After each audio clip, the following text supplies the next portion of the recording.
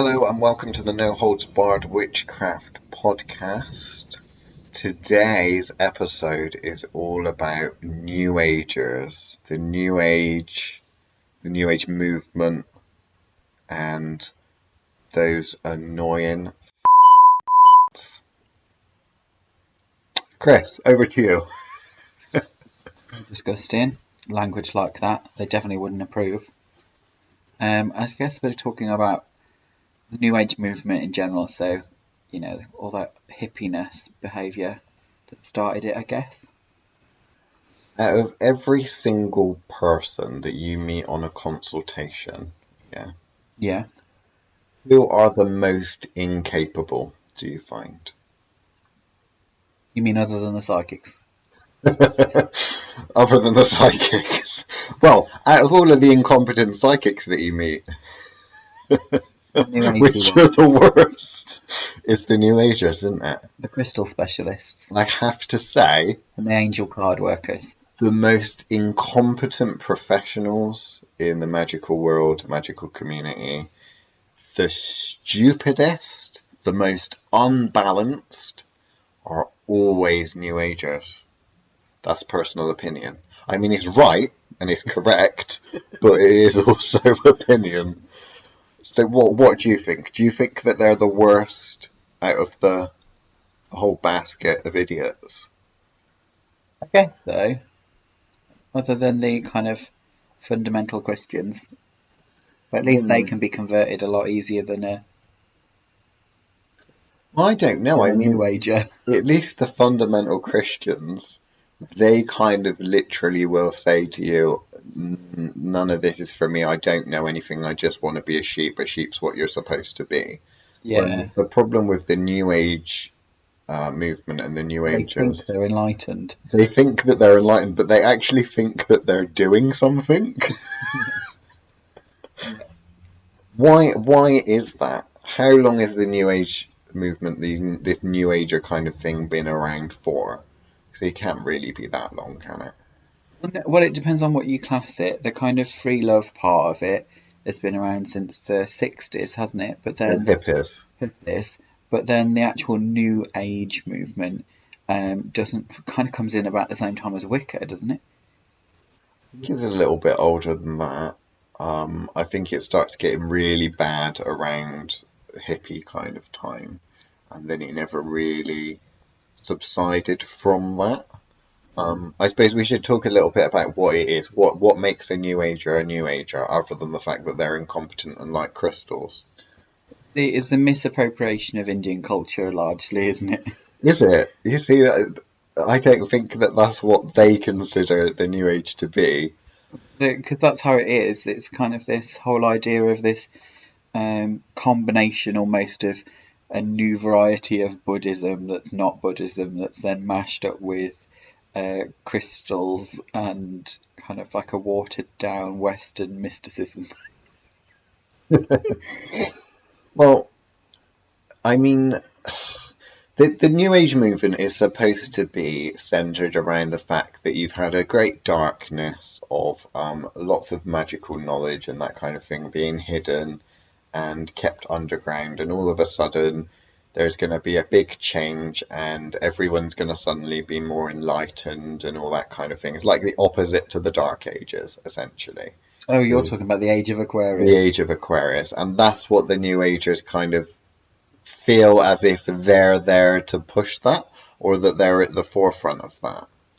And unfortunately, although I would agree that certainly that's the direction that we're kind of heading in, it certainly isn't being pushed by the New Agers. They don't. If anything, they're in the way of that from happening. Yeah. And what makes a New Ager a New Ager? If you get that kind of that feeling of what it is, that you know that a New Ager's just sat down at the consultation table.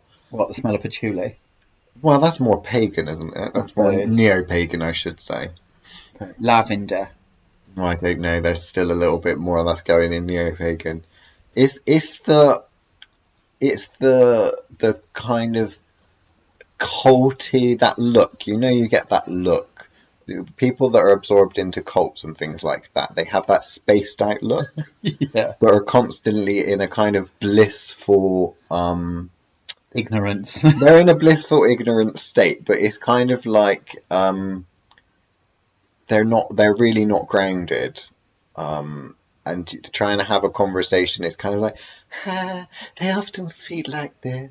I just love my crystals, my rose quartz. I can't go anywhere without my rose quartz. That kind of thing, you know. And as soon as you start a conversation with them, they seem to think that everything revolves around not even the hermetic laws. One or two hermetic laws. Normally, it's like the law of attraction. Yeah. Whatever is in the And secret. the secret, yeah. And then it's basically that and a bunch of crystals. And very often, what tends to happen is lots of shiny, bright colours. yeah, it is people that get indoctrinated by a cult very often. And I don't mean cult in the old-fashioned sense. I mean cult is in the modern American kind of term, where they've got some kind of guru that may have some kind of higher knowledge. Very often they don't have much higher knowledge. That are holding expensive seminars and, you know, selling all sorts of crystals and things like that, and trying to get people to think positively and bring about change and that kind of thing positively. If you look at any kind of weirdo cult, whether it's Scientology or whether it's certain what's it? Guru Oisha Osho, isn't it? Osho, that's it. That I think he's dead now, but that was another one that's kind of a new agey kind of thing.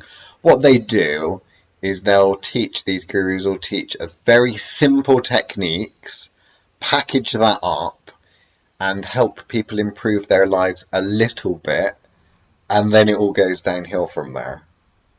And really what you're looking at with these kind of gurus and stuff like that is this very it's very anti really Age of Aquarius. It's really very much a case of I've got some knowledge and I'm going to give you a little bit so that you always want more and give me whatever I want in order to get more. So you'll find a lot of people that join these kind of new agey little cults, and they always again have that kind of spaced out living kind of thing. If you're not one of those people that has joined a cult but you're interested in the new age, then what they tend to get you very often, I think, is with merchandise. It's all about you need more crystals, you need more books on crystals, all that kind of thing. You need your Tibetan singing bowl. Chakras. And the thing is, they never, in the New Age movement and in the New Age practitioners, they never utilize or use anything with any kind of actual history behind it. It's all like a parody. So when you think about your Tibetan singing bowls, because they're all obsessed with certain things that are to do with, bettering yourself. So it's normally kind of health and fitness, yoga, but they don't really practice actual yoga. It's some westernized version. They're all kind of preaching this karma thing, and it's westernized karma. It's kind of like the whole thing is very much a parody of real magical practice. Yeah, no, I know what you mean. Even the crystals and stuff like that is literally a case of like a lot of them don't even use actual crystals anymore. A lot of the time you'll find that they use synthetic crystals. Like there's that place in Glastonbury, the Soul Therapy Centre or something like that. You'll go in and they don't sell anything under, I think it's like £65 to £100 in there. Everything is that or more expensive, and it's all these literally fake crystals that are created in a lab. One of those kind of get set, make your own crystals, if you remember those kind of things. But they turn into jewellery and then they sell. And really they're just synthetic crystals made in a lab and stuck on a chain as a pendulum. And they're charging hundreds, some of them actually charge thousands of pounds for these. And you walk in and it just the whole thing screams cult. But I mean, I get quite upset with New Agers in the New Age because I think, wait a minute, you think you're on a magical journey or you think you're on a magical path when they're not really doing anything. and it actually does a lot more harm than good. So what's the biggest pitfall for people that kind of join that kind of new agey movement, the new agey practitioners? What do you think it is that gets them hooked on that? Why do you think they continue down that? It's because it sells this idea of everything being positive, and if you're all positive about everything, just everything will be better. And again, it goes to that kind of the secret and law of attraction with the if you're only good, then only good things could happen to you. And I'm sorry, life just isn't like that. Bad things happen to good people all the time. It's not because of law of attraction. It just happens to be that those are the people that put themselves out there, so put themselves out to more risk. Well, I think people think of New Age practices as them learning the higher mysteries and them learning magic. In reality, what it is someone setting up shop and teaching you a fake version of that, very often to control. And I mean, if you look at the tools that the gurus and that give their new agey kind of followers, they can get them to do some things. Normally, you'll always find it just involves raising energy. Because the point is, well, the person that runs the cult harnesses the energy. They're the ones with the knowledge that can direct it and do what they want with it. But everyone else in the cult is just essentially food for that. They're just there to raise the energy. So you'll find that a lot of New Agers can sense to a certain extent energy and raise it, but they wouldn't begin to understand how to utilize it. And it's a lie of being sold this is the way to live healthy naturally when it at one with the universe, and we do that by teaching it to you in a balanced way. The problem is it's not a balanced way that they're teaching. They just tell you. It's teaching inactivity. Yeah. Essentially, really, it's a lot like sheep and the shepherd. If you think of the New Age guru as the shepherd, they put you in a pen, a fenced area. They make you feel safe because they're the ones that are keeping things away. But actually, if you were to take a sheep out of that pen and put it in the big bad world, it won't survive. And also, when it comes to these little convents and the various tools and things like that the gurus have to set up, wolves, foxes, they can all break into these pens, and these little sheeple are literally sitting ducks. And I think that's where we tend to find most of our clients. They've been sold the lie of, if I think positively and I act positively and all of this good karma stuff, nothing bad's going to happen to me, when actually it only takes one thing, normally a minor thing, and they can't cope with it.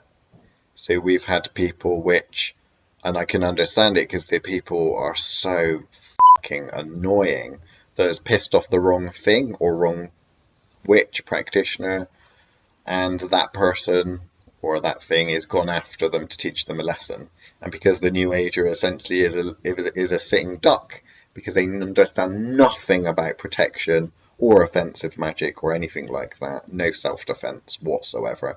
They think if they cleanse themselves with their singing bowls and their sage smudge sticks, that they'll somehow be safe from what's out there and that the things can't get them, because they've been going on their lives in a positive attitude, in a positive manner for so long, and nothing's happened. And yet, of course, it only takes one thing.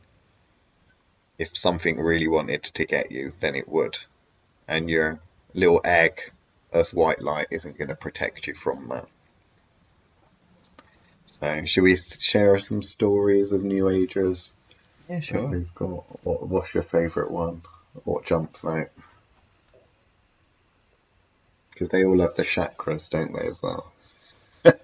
It's one of those things that, Western people don't seem to understand it because they've never really bothered to go on. I mean, that again, it's one of those things that there's a lot of gap year students that go into the New Age thing. Yeah. They go over to the Far East, and they think, I'm going to go and find myself. I'm going to find the Enlightenment. Oh, the real magical practice, all the secrets are all in the East. So I'm going to go over there on my gap year during university, and I'm going to enroll on some yoga.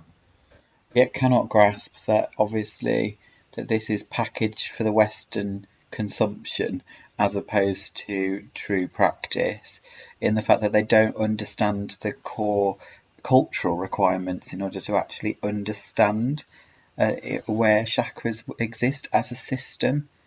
And then we end up with this watered down, useless kind of system where actually they're kind of, well, you don't understand what a chakra is to begin with, so how are you expecting to do anything better then? And then they go on and on about realigning and all that kind of stuff, which they can do, but again, that's down to how would we normally put it? Put a band-aid on it. You're not actually fixing a problem, you're just rinse and repeat. Yeah, basically, if you're trained in the New Age, you're essentially a first aider.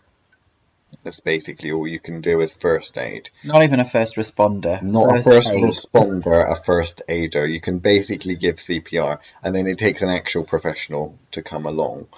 I mean, the real thing is, and I see this quite a lot, is that because magical practice at a high level, intermediate and advanced level is hidden, is not out there, you can't find it, by Googling things and by trying to join covens and stuff like that, because they won't let you in unless you're at that level. You need to get to that level before they'll let you in.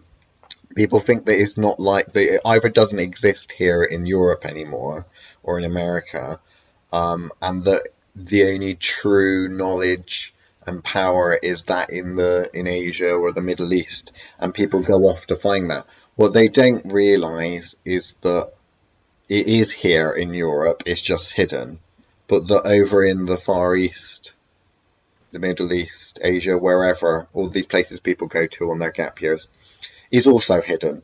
So you're going to look for knowledge and enlightenment over in Europe, you're going to find a scammer at some psychic fair. Yeah. But if you go over there, you're going to find what you think is some authentic yogi or guru or something. Tibetan singing bowls.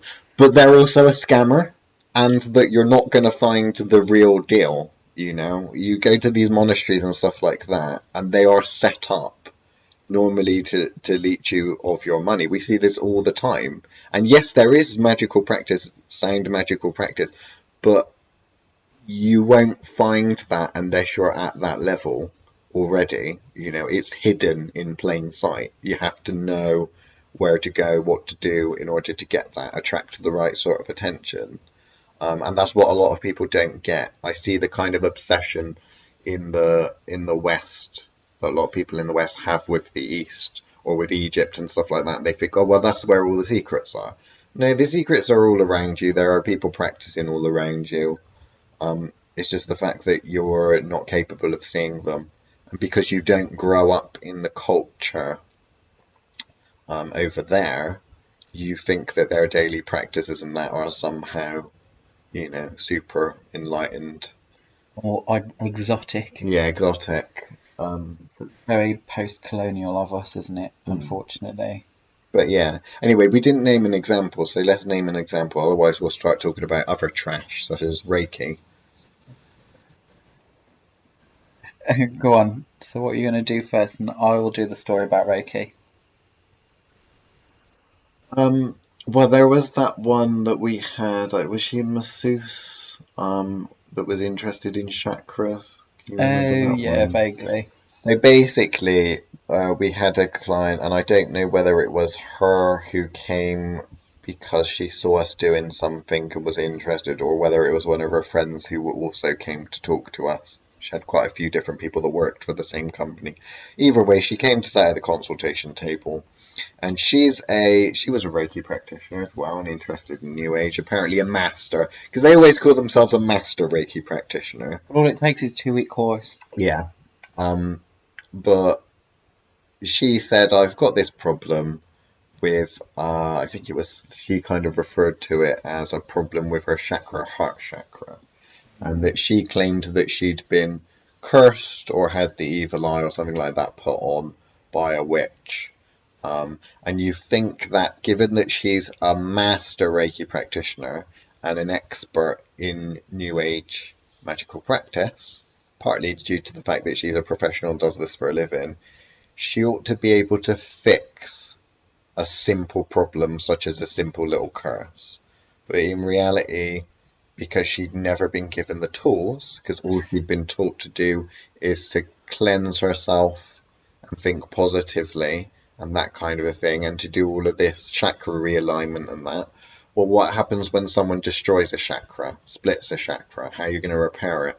What happens if someone implants something within a chakra that festers there, that you can't get deep enough into in order to fix? And that was the problem that you'd had with that. It was someone that's been taught a super simple, basic, crappy system of magic, which was the chakra system, mixed with some New Age concepts. And there was no real depth to the work that she was able to do. It was all very, skin deep. Yeah. I think we need to kind of verify, obviously, we're not crapping on the chakra system. Of course, it's a system of magic that has a long history, but at the end of the day, it's not what you get taught in the Western world. It is a Western corruption of and simplified form of what the true chakra system requires. But again, it is just a language for understanding energy centers. Yeah, it's a map and a starting point for you to start expanding and creating your own magical tradition, magical system.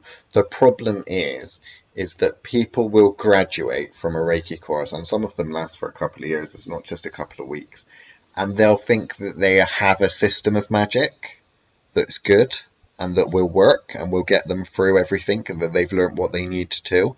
However, all they've really done is primary school science. But do you think part of it's not? Do you think part of it is that problem is they don't see it as a system of magic, and what they actually see it is as some kind of pseudo-science, paint by numbers? It's paint by numbers witchcraft.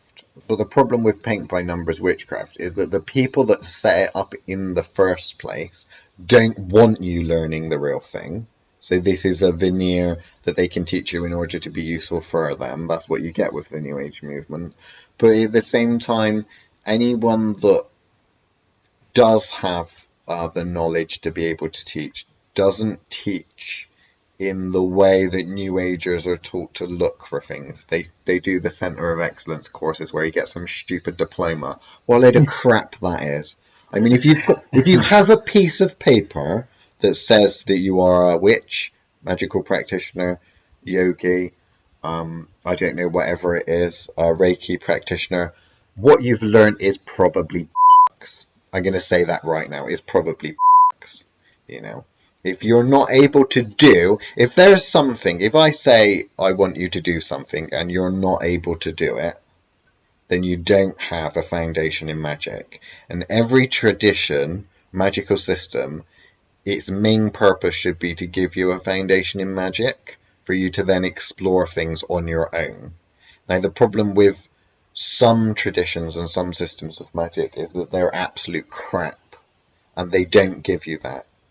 And one of the worst ones that we find, I think, is the New Age movement, because it was never set up to enlighten people. It was literally set up to create sheeple, to be little slaves. It's basically the new version of Christianity. Some would say. And even when you look at effective. Yeah, even if you look at Christianity, I mean, the origins of that is there is quite a lot of, in the early Christianity, people trying to obtain enlightenment and to help you further understand your connection with God, the universe, whatever. It just went a bit awry as certain people, mainly the Romans, got involved and started turning it into, something to help them maintain the empire. Yeah. Basically, but with the New Age movement, it is very much the same. and it worries me a lot. And it annoys me a lot just because the sheer quantity of people that come to us knocking on the door and that we see that are so incapable of doing the most simplest magical work, that have been, so say, practicing, various different new age systems of magic for years, and we're talking decades. Like, there's one company that we're familiar with that we won't say, but they wouldn't be able to magic their way out of a paper bag, and yet they're selling courses, they're conducting rituals, they're doing all that kind of thing for money. Nothing saying that, I'm not saying you can't do things like that for money, but the fact that they have no idea what they're doing is the blind leading the blind.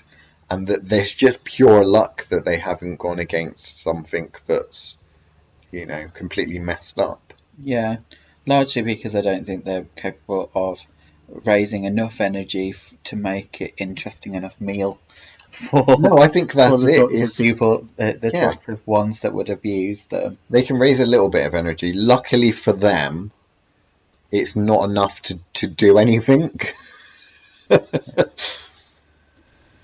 All this sound bath work and Kundalini yoga and other parts of stuff like that, where it's this idea of only practicing within the light, isn't it? I think that's the part of it that kind of baffles me. But again, I don't think they understand it as a system of magic.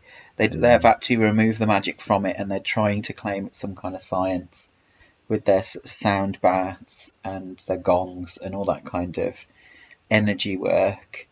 It's a pseudo-science is what they're trying to do, rather than actual crafted magic work.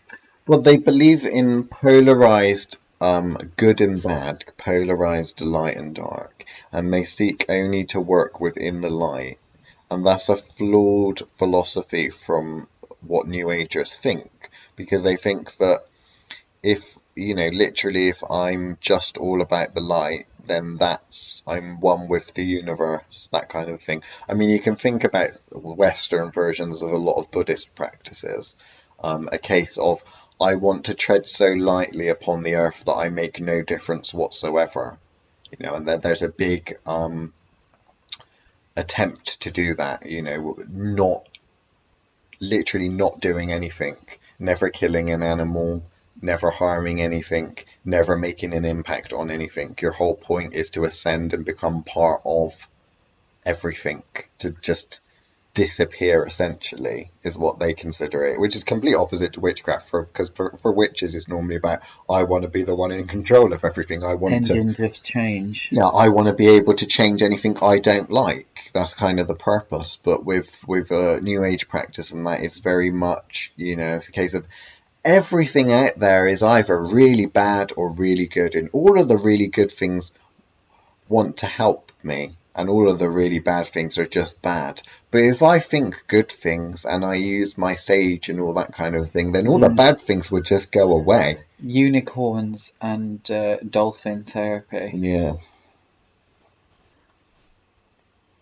But now, I mean, I don't know. I mean, why is it that they don't get their asses handed to them? I don't think they generate enough energy for anybody to really care. I think that's the problem. Yeah. And kind of their saving grace. Anyway, I think that's about all we've got time for. And have you got that out of your system now? I don't have anything in my system. It's just, I mean, it's the worst clients, the people that we get the biggest problems from, that are the simplest to fix, because we get some people with some really complex problems, magical related, and it does take some effort to fix them. However, the problem is it's literally a case of the New Agers have the most simplest problems to fix, but they're the most incapable of fixing them. Even though they've got certificates. And it's just crazy. But yeah, I think that is all we've got time for. So check out Thoth Witchcraft witchcraftoccultism.com and the Facebook group.